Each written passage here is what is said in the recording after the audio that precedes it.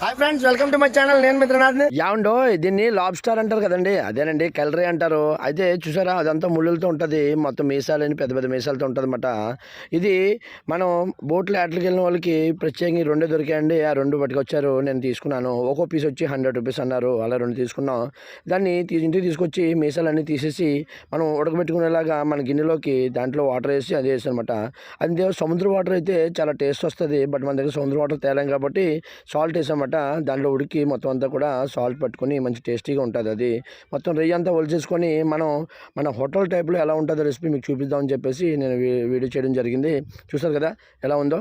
మనకి దీనికి కావాల్సిన సామాన్లు మనం రెడీ చేసుకుందాం రండి. అలాగే salt, chilli powder, turmeric powder, garam masala, prawns masala అన్నీ చూసుకొని మిక్స్ చేసుకొని దాంట్లో లెమన్ జ్యూస్ వేసుకొని దాంట్లో మనకి కొంచెం సోయా సాస్ అండి, ఎక్కువ కాదు, కొంచెం సోయా సాస్ వేసుకొని మిక్స్ చేసుకొని పక్కన పెట్టేసుకొని అలాగే ఒక ఎల్లుల్లిపాయ, అలాగే ఒక పచ్చిమిర్చి, ఎండుమిర్చి తీసుకొని బాగా క్రష్ చేసుకొని చిన్న చిన్న ముక్కలుగా ఆ రొయ్యని మన మధ్యలో కట్ చేసుకొని మనం ఎప్పుడైతే చిన్న చిన్న కట్ చేసామో ఎల్లుల్లిపాయలు, పచ్చిమిర్చి, ఎండుమిర్చి అది మీడియం ఆఫ్ ది పెట్టుకొని మొత్తం అంతా మసాలా పెట్టేసుకుందామండి. మసాలా పెట్టుకొని పొయ్యి మీద పెనం పెట్టేసి ఆయిల్ లైట్గా వేసుకొని దాన్ని మనం రెసిపీని రెడీ చేద్దాం.